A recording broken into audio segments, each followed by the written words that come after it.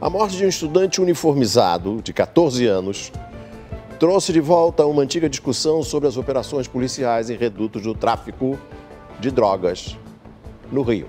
O uso de helicópteros blindados é um dos problemas. Segundo o Ministério Público, eles seriam usados para disparos a esmo no meio das comunidades.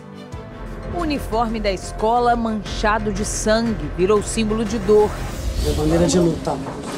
Meu luto virou uma luta, tá, gente? Marcos Vinícius da Silva tinha 14 anos. Ele é uma das 8 crianças mortas vítimas da violência no Rio de Janeiro só esse ano. Antes de morrer, o menino teria contado à mãe que viu o momento em que um carro blindado da polícia atirou em direção a ele. E o meu filho viu de onde partiu o tiro. Eu cheguei no UPA, o meu filho estava com vida, gente. O meu filho falou para mim: mãe, eu tomei um tiro. O blindado me deu um tiro. Será que ele não me viu com roupa de escola, não, mãe? Marcos Vinícius nasceu na Vila dos Pinheiros, uma das 16 comunidades do Complexo da Maré, na zona norte do Rio. Sonhava em ser músico, sonho que foi interrompido na quarta-feira passada. No caminho para a escola, o estudante do 7º ano se deparou com mais um dia de guerra onde morava.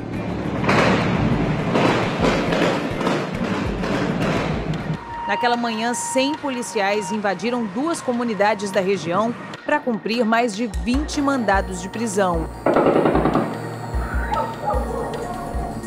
Quando Marcos Vinícius saiu de casa, o tiroteio começou. Ele parou na casa de um amigo e juntos esperaram que os tiros diminuíssem. Com medo, decidiram não ir mais à escola.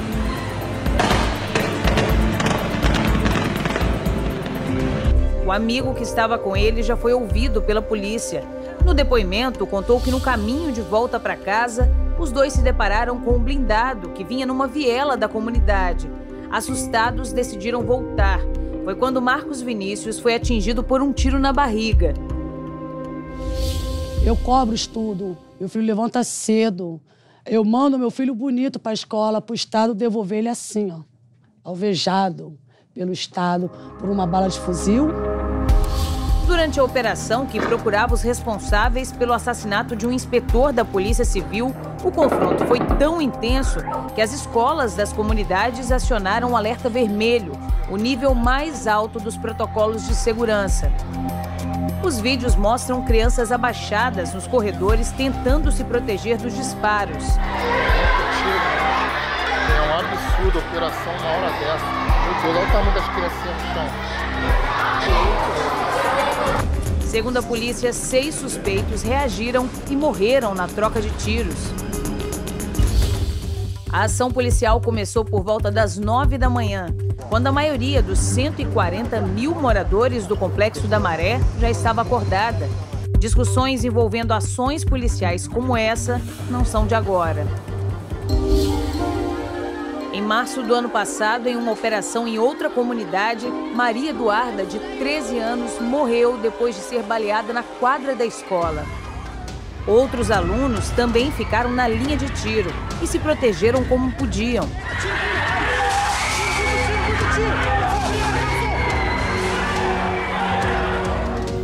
A morte de Maria Eduarda resultou em novas regras para a ação policial nas comunidades. Desde então, agentes civis e militares devem evitar operações próximas a escolas, creches, postos de saúde e hospitais. Mas um ano depois, a orientação continua sendo desrespeitada. O tiroteio na Maré mostrou a fraqueza das leis que pedem mais rigor e transparência nas ações policiais em comunidades.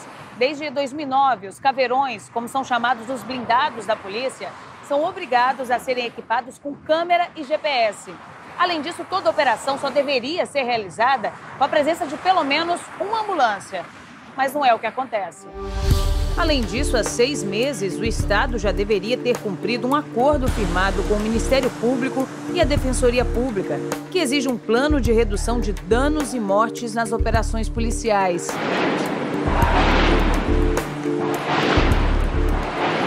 Não é de hoje que a gente verifica esse modo de atuação da polícia, né, das chamadas incursões E o que isso significa incursão? É essa penetração no território de uma força militarizada, né? Isso, muitas vezes, os moradores são vistos como se fosse uma população civil de um exército inimigo.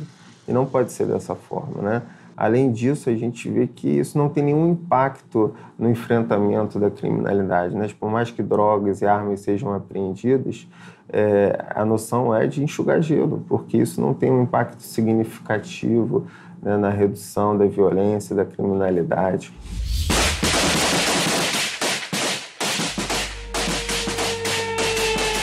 Um levantamento feito com base em um aplicativo que registra pontos de tiroteio no Rio mostra que nos últimos 4 meses esse tipo de confronto aumentou 36%. Foram mais de 3.200 de fevereiro para cá.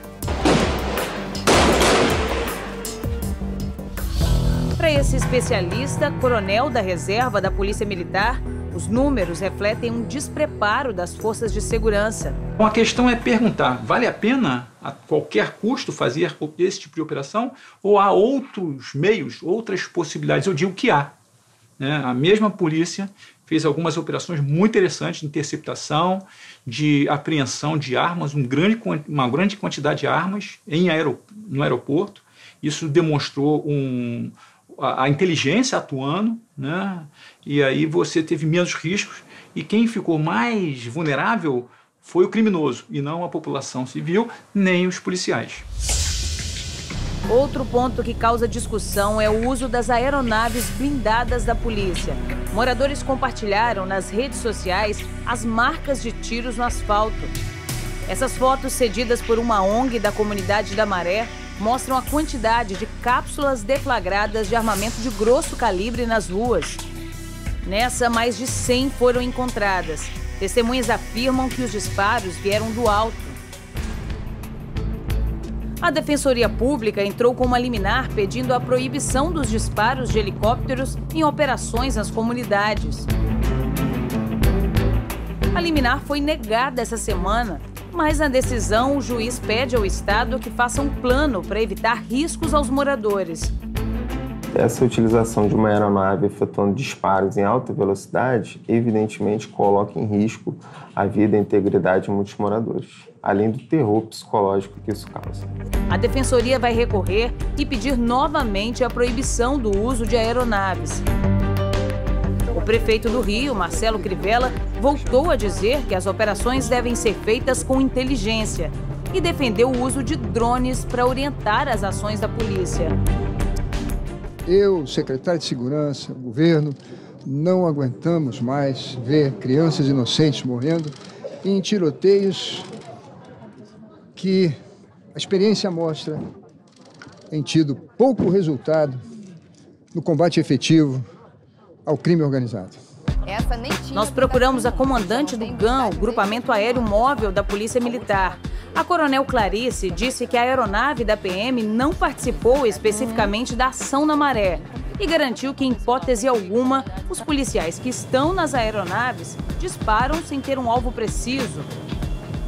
Essa máquina tem um emprego estratégico, avaliado de acordo com a necessidade que a operação nos demanda. E ela nunca atua sozinha. A gente sempre atua com ela, com o apoio, com o recurso do imaginamento de uma aeronave como essa, numa altitude mais elevada, com a câmera acoplada, passando informação para essa aeronave blindada. E aí a gente tem pontualmente qual é o local que eu tenho a injusta agressão que os policiais estão sofrendo.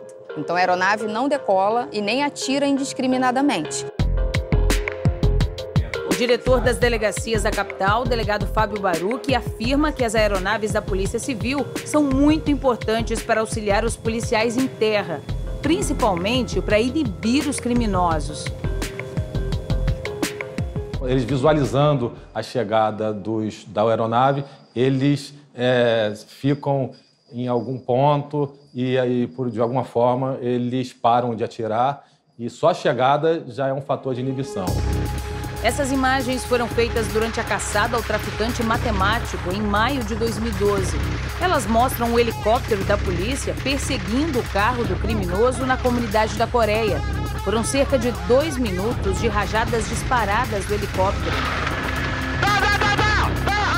O alvo tá baleado, correto? matemático foi encontrado morto dentro do carro.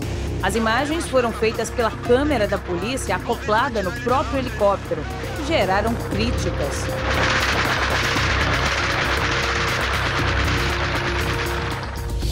O helicóptero é usado como plataforma de tiro. Você troca tiro do helicóptero, como vem acontecendo em várias operações. Isso é uma insanidade. Isso coloca em risco as pessoas. Isso coloca em risco os próprios tripulantes do helicóptero. Em 2009, um helicóptero foi abatido a tiros por traficantes no Morro dos Macacos. 3 policiais morreram. Entramos em contato com a Secretaria de Segurança Pública. Por telefone, a assessoria informou que o Estado já vinha estudando a criação de um protocolo que vai definir regras para a ação de aeronaves nas operações policiais. Em relação à operação que acabou com a morte do estudante Marcos Vinícius, a Secretaria disse que não vai se pronunciar até a conclusão do inquérito da Polícia Civil, que vai apontar de onde saiu a bala que matou o adolescente. Nessa semana, amigos do estudante fizeram um abraço simbólico no colégio onde ele estudava. Não há mandado de prisão que possa valer a vida de um adolescente. No dia seguinte, a morte de Marcos Vinícius, outro jovem, também de 14 anos, morreu. Guilherme Henrique foi atingido por criminosos que chegaram de carro atirando na Vila Vintém, zona oeste da cidade. A ONU manifestou pesar com a morte dos meninos. Destacou que é urgente preservar a vida de adolescentes no Brasil.